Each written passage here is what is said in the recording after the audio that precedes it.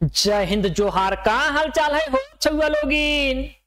बाबू, ऐसी संभावना है कि झारखंड पुलिस की दौड़ बहुत जल्द ही ली जाएगी और इसी उम्मीद और इसी आशा के साथ आज से हम फिर आपको झारखंड पुलिस से संबंधित जो हिंदी व्याकरण पढ़ने हैं उस व्याकरण का वीडियो हम आपको फिर देने जा रहे हैं। और आज का जो टॉपिक होगा वो होगा क्रिया के भेद। हालांकि आपको पेपर 1 और पेपर 2 में क्रिया के भेद पढ़ने हैं, क्योंकि इस बार आपको पता है कि अगर आपको झारखंड पुलिस में एक सीट प्राप्त करना है तो पेपर 1 और पेपर 2 पे आपकी अच्छी पकड़ होनी चाहिए। और ओकरों में से अगर देखा जाए तो हिंदी पेपर पे आपकी अच्छी पकड़ होनी चाहिए, क्योंकि हिंदी पेपर 1 में भी है और हिंदी पेपर 2 में भी है। आपको वर्णमाला से संबंधित पहले ही हम आपको वीडियो दे चुके हैं। आज हम आपको क्रिया के भेद पढ़ाने जा रहे हैं। वास्तव में आपने क्रिया पढ़ा होगा, आपने आकर्मक क्रिया के बारे में पढ़ा होगा, आपने सकर्मक क्रिया के बारे में पढ़ा होगा, आपने प्रथम प्रेरणार्थक क्रिया के बारे में पढ़ा होगा, द्वितीय प्रेरणार्थक क्रिया के बारे में पढ़ा होगा।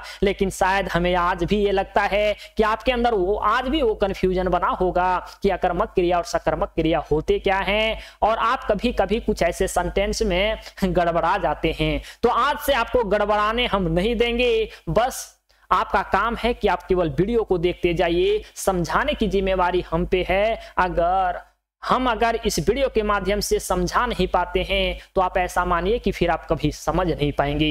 बेहतर ढंग से चीजों को समझिए। पहले आपको यह समझना है कि क्रिया कहते किसे हैं।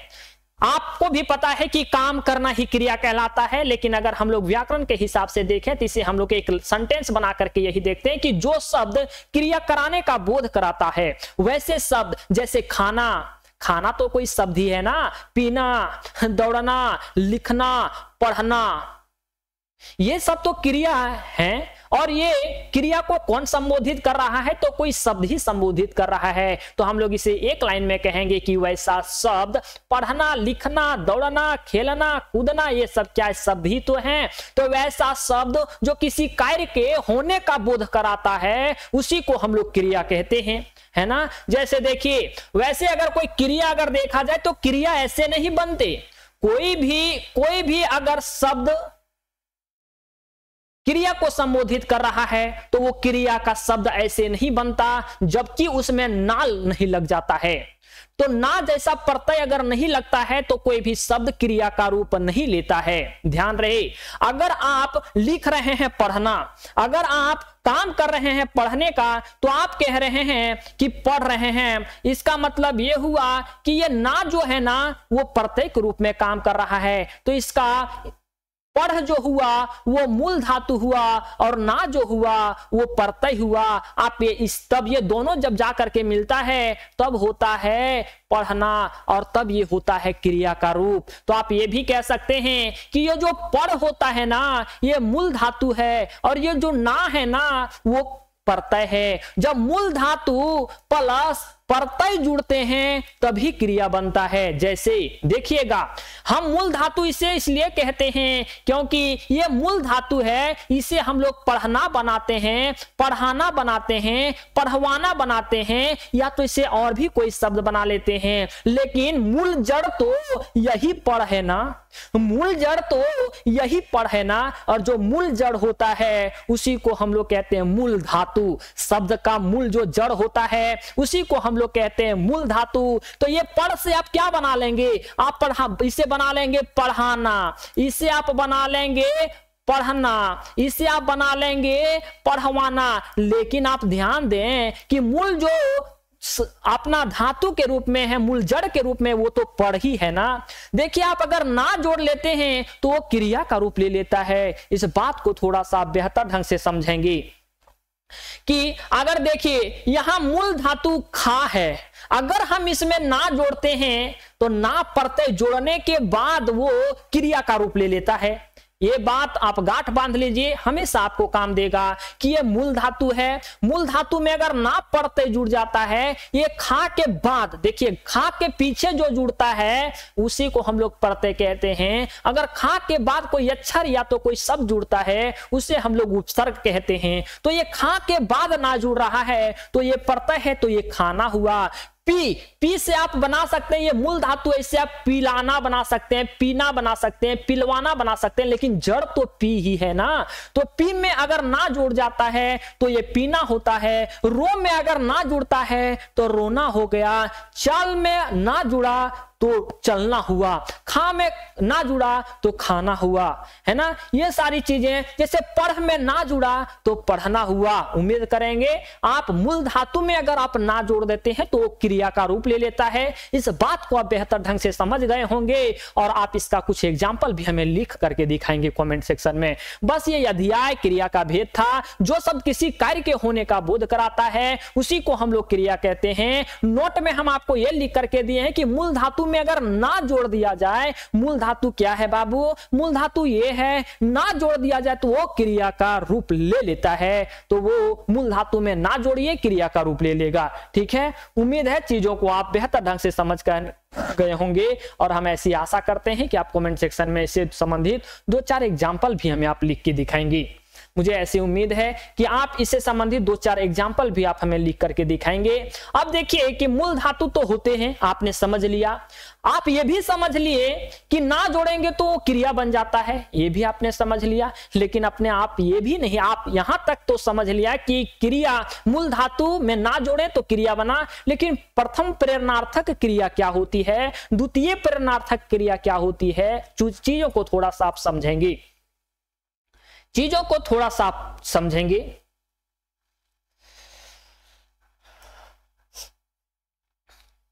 अगर मूल धातु में मान लिया जाए, मूल धातु को हम अभी पढ़ ले रहे हैं, कई मूल धातु होते हैं, चाहे लिख हो, पढ़ हो, खेल हो।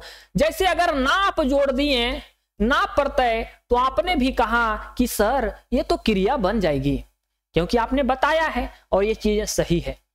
सर अगर आप पढ़ में या ना जोड़ देते हैं ना तो ये प्रथम प्रेरणार्थक क्रिया बन जाती है। क्या बनती है? प्रथम प्रेरणार्थक क्रिया बनती है। अगर आप पढ़ में वाना जोड़ते हैं ना तो ये द्वितीय प्रेरणार्थक क्रिया बनती है। क्या बनती है? ये द्वितीय प्रेरणार्थक क्रिया बनती है। तो आप ऐसी समझिए कि अगर हम पढ़ या ना, अगर हम ऐसे लिखेंगे तो इसमें क्या लिखेंगे? इसमें पढ़ाना लिखेंगे, हाँ पढ़ाना लिखेंगे।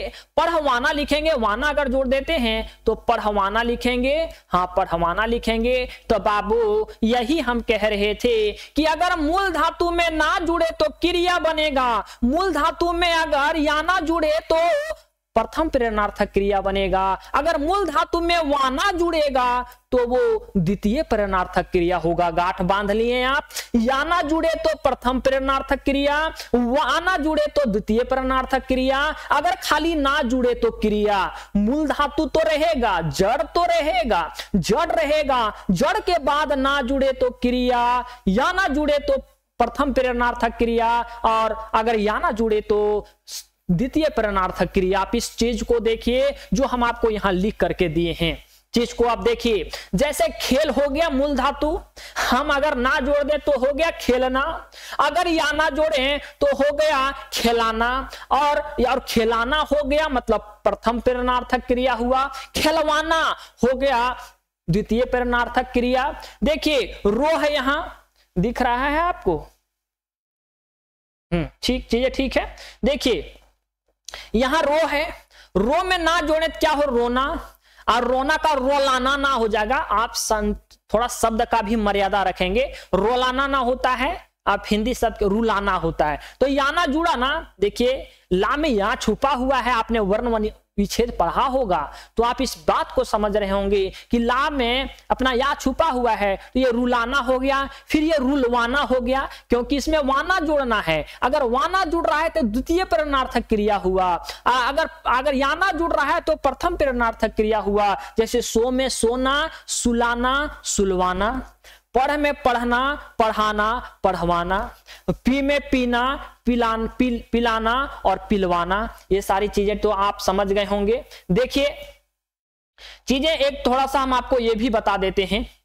हम आपको लगातार YouTube पे देखिए कुछ चीजें जो होती है, एक अपनी हम प्रैक्टिस तो आपको YouTube पे लगातार करवा सकते हैं। सारे कॉन्सेप्ट वाले वीडियो और बहुत लंबे लंबे वीडियो होते हैं, उस वीडियो को हम आपको YouTube पे, ये चीजें तो नहीं हो सकती है हर वीडियो हर टॉपिक से संबंधित। तो अभी 499 रुपये का ऑफर जो चल रहा है, हम उम्मीद करेंगे कि आप लोग इसमें एडमिशन ले लेंगे, क्योंकि बाबू क्योंकि कोर्स का फी अभी बहुत कम कर दिया गया है। आप इसमें एडमिशन ले लेंगे, जहां आपको कंप्लीट वीडियो दिए जाते हैं, कंप्लीट आपको नोट्स का पीडीएफ दिया जाएगा। हालांकि भी लगातार वीडियो ही डाले जा रहे हैं, पीडीएफ भी आपको दिया जाएगा। कंप्लीट एमसीक्यू क्वेश्चन का भी आपको सेट कर प्रैक्टिस करवाया जाएगा। अनलिमिटेड आपको प्रैक्टिस भी होंगे, आपके बुक भी दिए जाएंगे। तो इस ऑफर का आप लाभ उठाएंगे। हालांकि 499 रुपये काफी दिनों से है और काफी बच्चे जो हैं वो हजारों की संख्या में एनरोल हैं। उम्मीद करेंगे कि आप भी उन बच्चों में से शामिल होंगे और लगातार अपनी तैयारी में धार देंगे। आप अधिक जानकारी के लिए अगर आपको किसी भी प्रकार की कोई कंफ्यूजन हो जाती है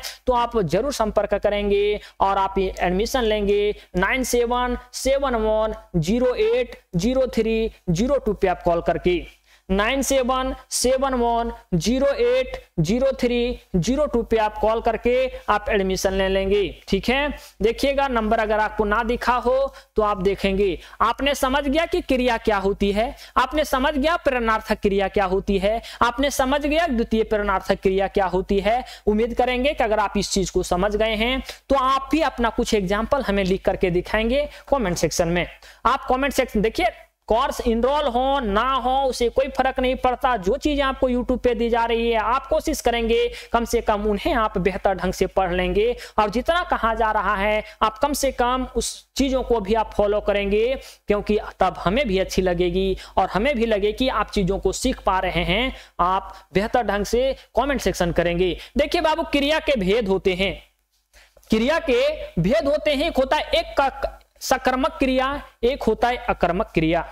सकर्मक क्रिया का मतलब ही आपने वही खुद ही वो डिफिनेशन दे रहा है कि जिसमें वैसी क्रिया जिसमें क्रम साथ साथ हो, सामने साथ है ना, तो क्रम साथ हो वैसे क्रिया को हम लोग सकर्मक क्रिया कहते हैं। क्रम साथ हो, या तो आप सीधा ये समझिए, थोड़ा ये सब एग्जाम्पल पुराना हो गया। अकर्मक क्रिया भी आप चीजों को समझ गए, जिसमें क्रम या माने ना हो, जिसमें क्रम ना, वैसा सेंटेंस जिसमें क्रम ना हो वो अकर्मक क्रिया कहलाता है। जिसमें क्रम हो, कर्ता भी हो, क्रम भी हो और क्रिया भी हो, वो सकर्मक क्रिया है। जिसमें क्रम ना हो वो अकर्मक क्रिया है। हालांकि ये जो है आपके कॉन्सेप्ट पुराने हो गए हैं, चीजों को समझिए आप थोड़ा सा।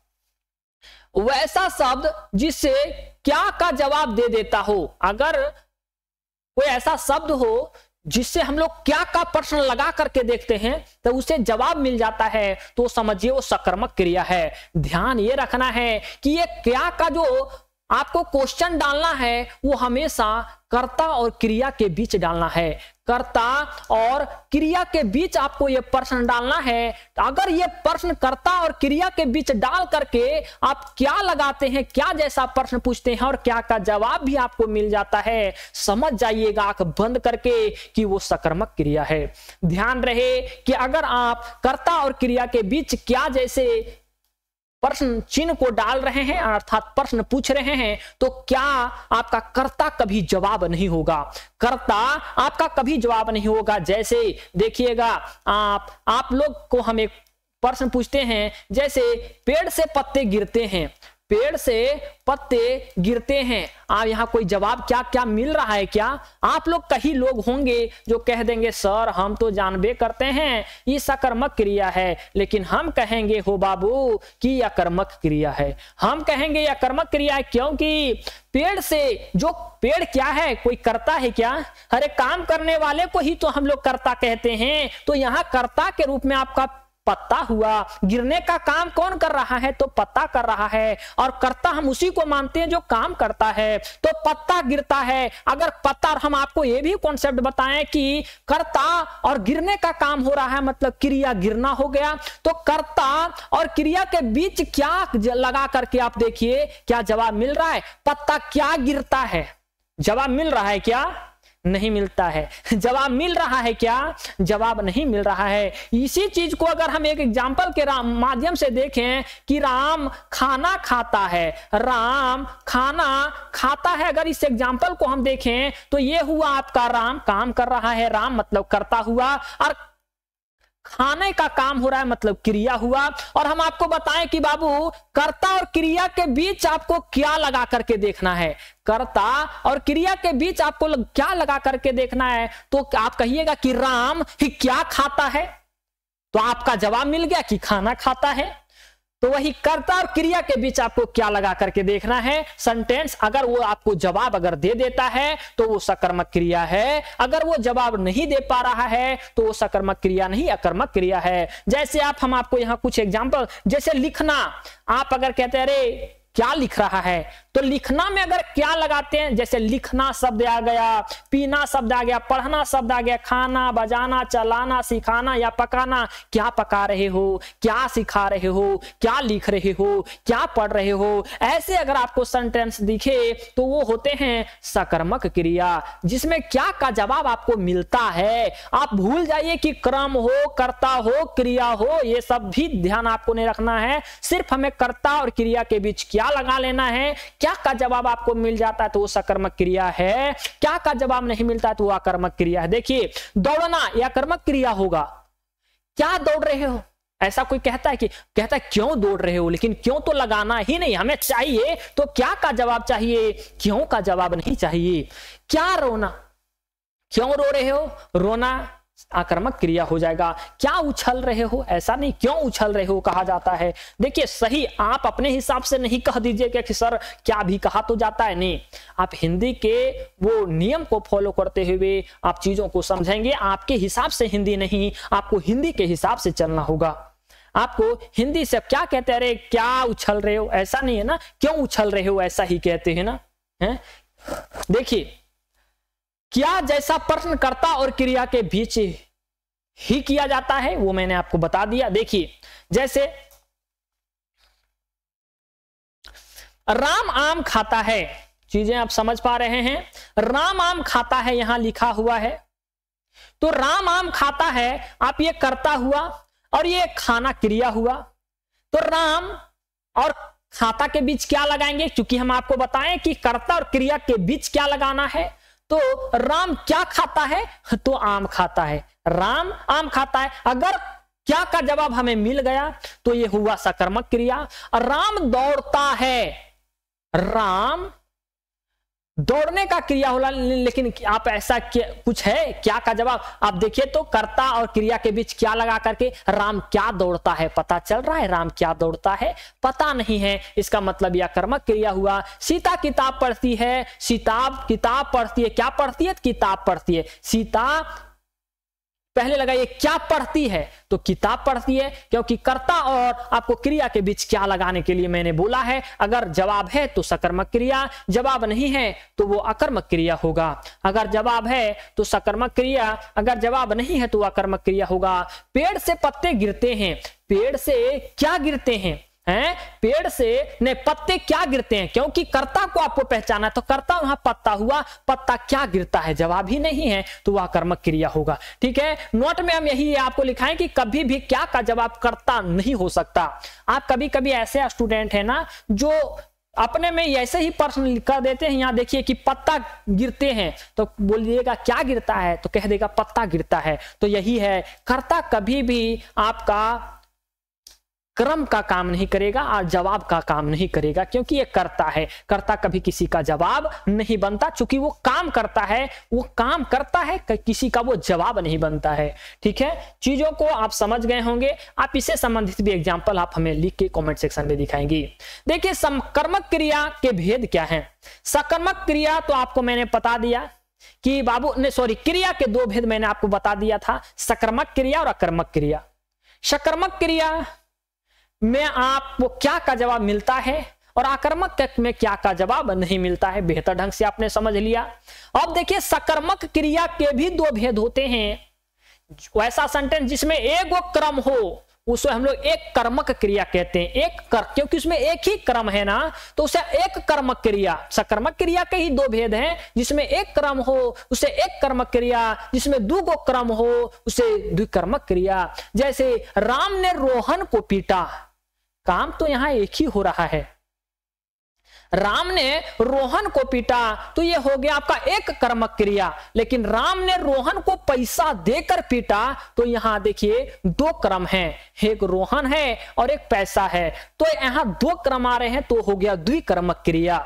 एक शिक्षक ने विद्यार्थी को पढ़ाया, एक कर्मक क्रिया। शिक्षक ने विद्यार्थी को किताब से पढ़ाया, विद्यार्थी और किताब दो क्रम आ रहे हैं, है ना, तो वे द्विकर्मक क्रिया होगा। दो क्रम आ रहे हैं, द्विकर्मक क्रिया होगा। उम्मीद करते हैं कि आपने एक कर्मक क्रिया और द्विकर्मक क्रिया को भी बेहतर ढंग से समझ लिया होगा, और आप इससे भी कमेंट सेक्शन में हमें लिख करके दिखाएंगे, कमेंट सेक्शन। अब देखिए संरचना के आधार पे क्रिया के 5 भेद होते हैं। संरचना के आधार पे क्रिया के 5 भेद होते हैं। अगर आपको देखने में अगर आपको प्रॉब्लम हो रही है तो आप इसे बेहतर ढंग से पहले समझेंगे। क्रिया संरचना के हिसाब से क्रिया के 5 भेद होते हैं। पहला है पूर्णकालीन क्रिया। पूर्णकालीन क्रिया वैसा क्रिया होता है जब एक काम समाप्त होने के बाद दूसरा का काम स्टार्ट होता है, उसी को हम लोग कहते हैं पूर्ण। पूर्ण माने क्या होता है, एक काम पूर्ण हो गया हो, एक काम समाप्त हो गया हो, उसके बाद दूसरा काम स्टार्ट होता है। जैसे आप नहा करके खाना खाएं, आप पहले नहाएं उसके बाद ना खाना खाएं, तो ये दो, एक कामा समाप्त हुआ नहाने का, उसके बाद दूसरा कामा उठा, मतलब दूसरा का कामा शुरू हुआ, तो वो होता है आपका पूर्णकालीन क्रिया। जैसे शिक्षक स्कूल से आकर ट्यूशन पढ़ाया, एक को कामा आया, स्कूलवा से आया, एक कामा हुआ, तब ना फिर दूसरा का कामा स्टार्ट किया। तो ऐसे अगर आपको सेंटेंस मिल जाए तो आप बिना आंख बंद किए हुए आप कह दीजिएगा ये पूर्णकालिक क्रिया है, क्योंकि ये कामा होने के बाद दूसरा कामा स्टार्ट हुआ। सीता नहाकर खाना खाई, सीता नहाई उसके बाद ना खाना खाई, तो ये हुआ आपका देखिए पूर्णकालीन क्रिया। मतलब एक काम समाप्त होने के बाद अगर दूसरा काम शुरू होता है तो वो पूर्णकालीन क्रिया होती है। एक होता है प्रेरणार्थक क्रिया। प्रेरणार्थक क्रिया वैसे क्रिया को कहते हैं जिसमें काम दूसरे से करवाया जाता है।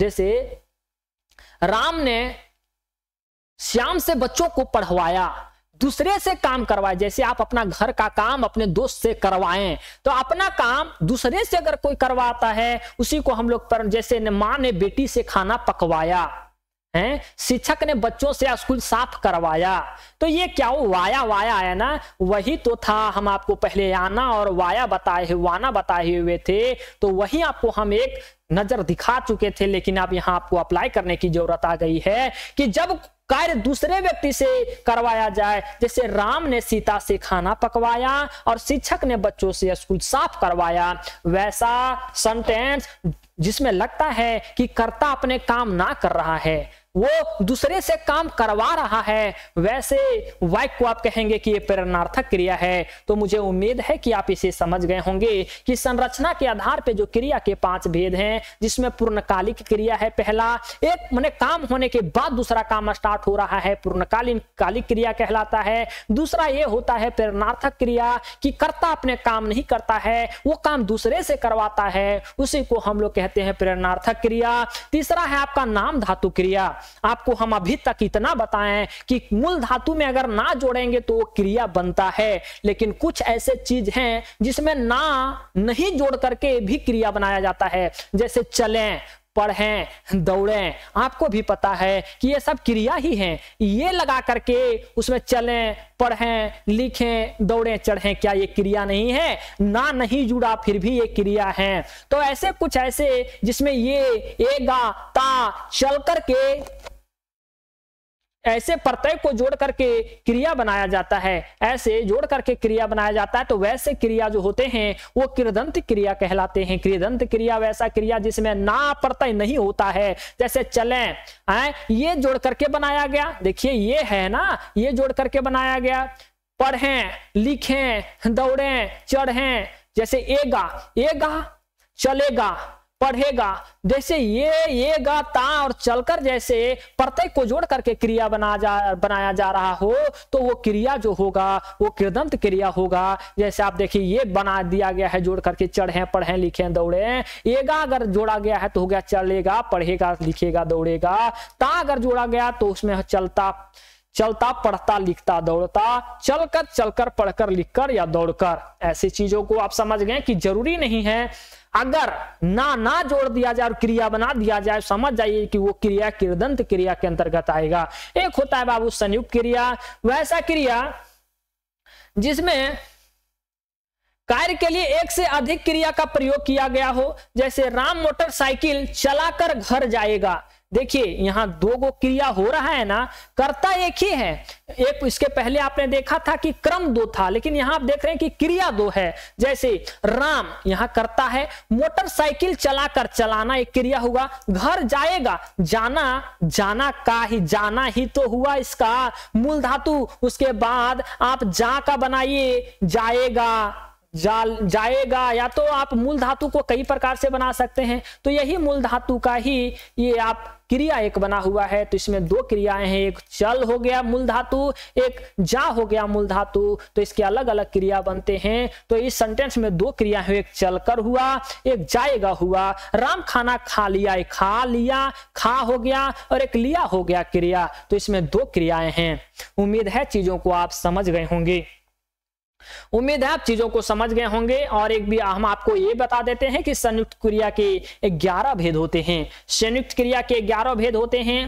ये क्लासेस काफी लंबी हो जाएगी, तो ऐसे में ये क्लासेस को हम यहीं स्टॉप करते हैं, क्योंकि आधे घंटे की लगभग आपकी क्लास हो चुकी है। झारखंड पुलिस की जो कंप्लीट कोर्स के बारे में बताया, अगर कोई कोडरमा आना चाहते हैं, जिनको लगता है कि हमें हॉस्टल की सुविधा हमें चाहिए, हॉस्टल जहां आपको यहाँ कंप्लीट रनिंग करवाई जाएगी, कंप्लीट आपको स्टडी तो देखिए यहाँ भी आपको ऑनलाइन ही करवाई जाएगी, कभी कभी आपको ऐसे गाइड कर दिया जाएगा। तो ये सारी चीजें अगर आप हॉस्टल की सुविधा लेना चाहते हैं, कोडरमा आना चाहते हैं, तो अभी आप नंबर पे कॉल कर सकते हैं। और यहाँ आपको रहने खाने की सुविधा, आपकी रनिंग के लिए एक स्पेशल टीचर दे दिए जा रहे हैं। साथ ही साथ ऐसी ही पूरी तरह से प्लानिंग की जा रही है कि झारखंड पुलिस में आपकी सफलता सुनिश्चित हो। और इसी उम्मीद और इसी आशा के साथ हम भी दिन रात मेहनत कर रहे हैं, क्योंकि मेरी मेहनत तभी सार्थक मानी जाएगी अगर आपकी मेहनत तब सार्थक मानी जाएगी अगर आप नौकरी लेते हैं। मेरी मेहनत तब सार्थक मानी जाती है जब हम आपको नौकरी दिलाते हैं। तो इसी उम्मीद और इसी आशा के साथ हम यही आपको आज सूचित करने जा रहे हैं कि अगर आप कोडरमा के आसपास हैं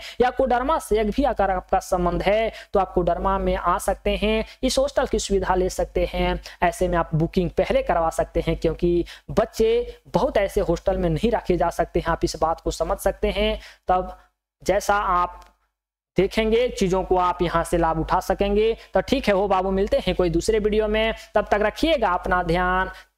जय हिंद।